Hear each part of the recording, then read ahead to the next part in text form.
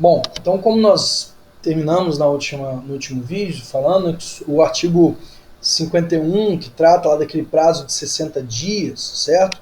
Da deportação, é isso, o artigo 51, lá no parágrafo 6º, que trata lá, artigo 50, parágrafo 6º, que trata do prazo de 60 dias para deportação, ele poderá ser diminuído caso o indivíduo pratique, ok, qualquer ato contrário aos princípios, ok? Qualquer ato contrário aos princípios dispostos na Constituição Federal. Então esse prazo ele poderá ser reduzido, esse prazo de deportação, perfeito? Então, finalizada aí, então a primeira forma de deportação, vamos aí agora para a expulsão. A expulsão que está prevista do artigo 54 ao artigo 60. Qual o conceito de expulsão? O que é expulsão?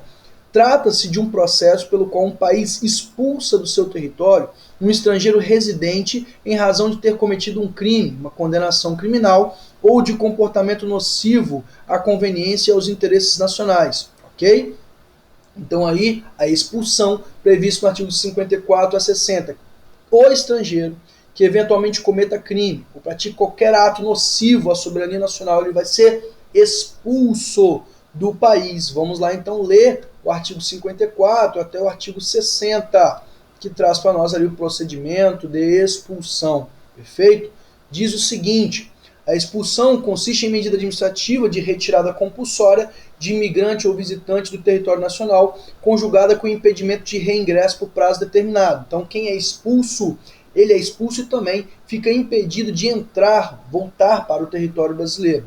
Poderá dar causa à expulsão a condenação com sentença transitada em julgado relativa à prática de crime de genocídio, crime contra a humanidade, crime de guerra ou crime de agressão, nos termos definidos pelo Estatuto de Roma e do Tribunal Penal Internacional de 1998, promulgado pelo Decreto-Lei 4.388 de 2002. Crime comum doloso, passivo de pena privativa de liberdade, consideradas as gravidades e as possibilidades da ressocialização em território nacional. Então, quem comete também um crime doloso, aqui no Brasil, qualquer crime doloso, pode também ser expulso do país. E aí, cada caso concreto será analisado a partir da possibilidade ou não de ressocialização desse estrangeiro aqui no território brasileiro. Lembrando que ele vai responder o processo criminal dele aqui no Brasil, será condenado no Brasil, perfeito? E essa expulsão pode ser após o cumprimento da pena dele. Parágrafo 2º diz: caberá à autoridade competente resolver sobre a expulsão, a duração do impedimento de reingresso e a suspensão ou a revogação dos efeitos da expulsão, observado o disposto em lei. Então, o procedimento de expulsão será feito pela autoridade judiciária competente. Então, há um processo de expulsão, não é... esse processo de expulsão ele é feito junto ao governo federal, enfim... e aí será analisada essa medida gravosa, né, de expulsão desse indivíduo. Pode acontecer dele ter cometido um crime doloso no Brasil, mas as circunstâncias verificarem que a expulsão não é recomendada. Por exemplo, se ele tem filho, família, constitui família no país e tudo mais. Às vezes essa recomendação, essa expulsão não é tão aconselhável naquele momento, perfeito? Não se procederá, e aí o artigo 55 diz para nós quando que não será feita a expulsão. Não se procederá à expulsão quando a medida configurar a extradição inadmitida pela legislação brasileira, ou seja, eu vou maquiar uma extradição ilegal dizendo o que é uma expulsão, quando isso também não será admitido. E também não será admitida a expulsão quando o indivíduo tiver filho brasileiro que esteja sob sua guarda ou dependência econômica ou sócio-afetiva, ou tiver pessoa brasileira sob sua tutela. Então, quando o indivíduo que tiver para ser expulso, ele tiver sob a sua guarda, se ele tiver um filho brasileiro, ok? Ou tenha sob a sua guarda ou sua dependência econômica uma pessoa brasileira que esteja sob sua tutela, ele não vai poder ser expulso, ok? Também quando ele tiver cônjuge ou companheiro residente no Brasil sem discriminação alguma, reconhecido judicial ou legalmente. Então pode acontecer de um homem ter um companheiro, né, um casal homossexual, e aí também não é porque é homem com homem ou mulher com mulher que isso não se fala aqui em casal enquanto homem e mulher dentro daquela formulação tradicional. Não, estamos falando aqui em casal independente do gênero, ok?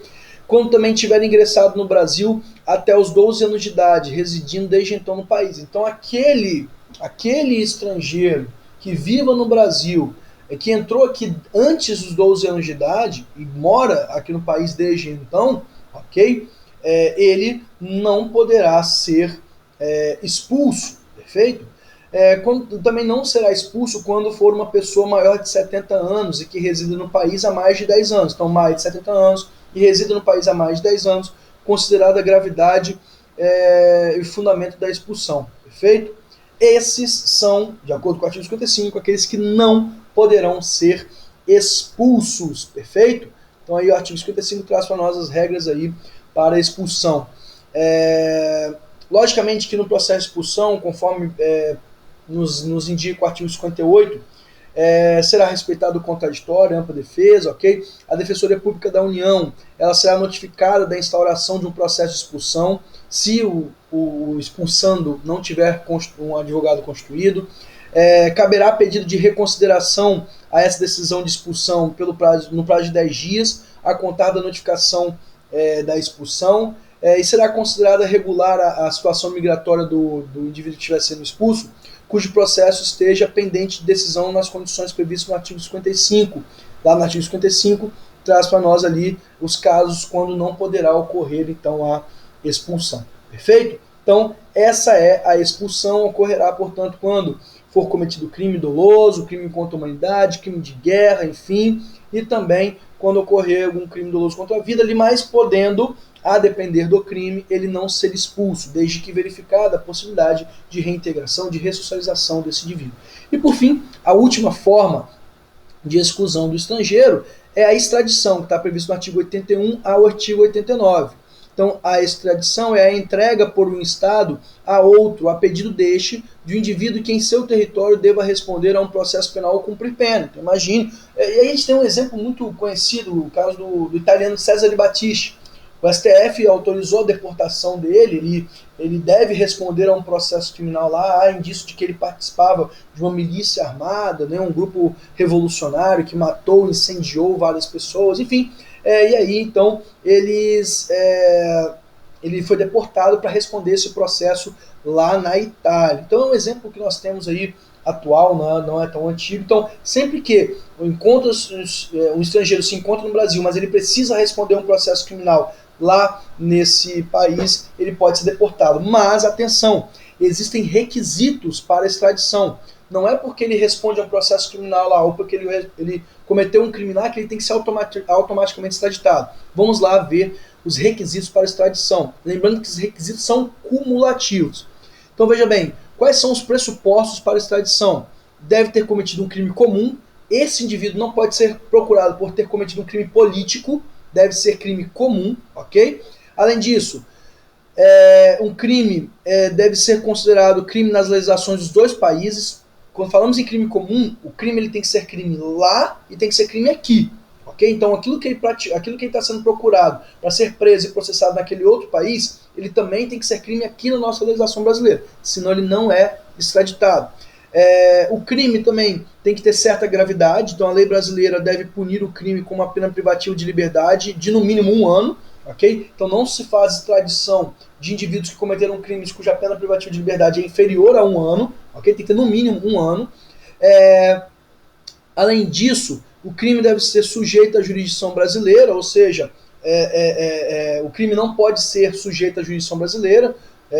Se é um crime que ele praticou fora, não é um crime que ele praticou aqui, certo? Ninguém vai ser extraditado por praticar um crime no Brasil. Ele pode ser expulso, como nós vimos anteriormente. A extradição é um procedimento de entrega do indivíduo que praticou um crime no estrangeiro.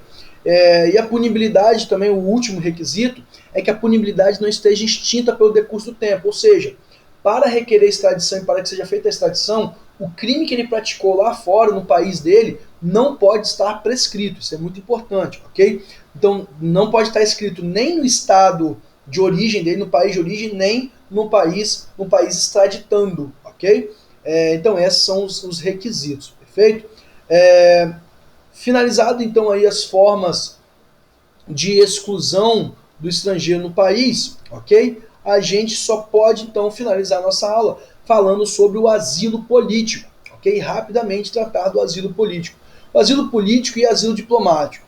O asilo político é o acolhimento pelo Estado estrangeiro perseguido por outro Estado. Então, o indivíduo que está sendo perseguido no país dele por suas posições políticas, por suas posições ideológicas, enfim, ele pode receber asilo em outro país para que ele não seja vítima de perseguição política, ok? Geralmente, ele está sendo então perseguido pelo seu país de origem, ok? E aí, por causa dessa dissidência política e delitos de opinião, ok? Ele precisa desse asilo político, pois caso contrário ele pode ali ser morto, enfim, ok? Importante mencionar também, pessoal, que esse asilo político, ele não quer dizer que esse indivíduo vai ficar ali imune a eventuais crimes comuns praticados. Ele pode receber asilo político, mas depois ele pode, por exemplo, ser extraditado caso fique verificado que ele praticou crimes comuns, enfim, que ele atende todos aqueles requisitos da extradição, ok? Então os pressupostos do asilo político são a natureza política dos delitos instituídos, ok? Então os crimes praticados devem ser crimes, os delitos devem ser delitos políticos e não podem ser delitos comuns. A atualidade da persuasão, da perseguição ou o estado de iminência, ou seja, esse indivíduo deve estar sendo perseguido ou na iminência de ser perseguido pelo crime ali de opinião, um crime político praticado naquele país, perfeito? Por conta dessa perseguição, dessa oposição política que coloca em risco a sua vida, a sua integridade física, perfeito? Bom, pessoal, essas então foram assim as considerações que nós tínhamos para hoje em relação aí à situação jurídica do estrangeiro.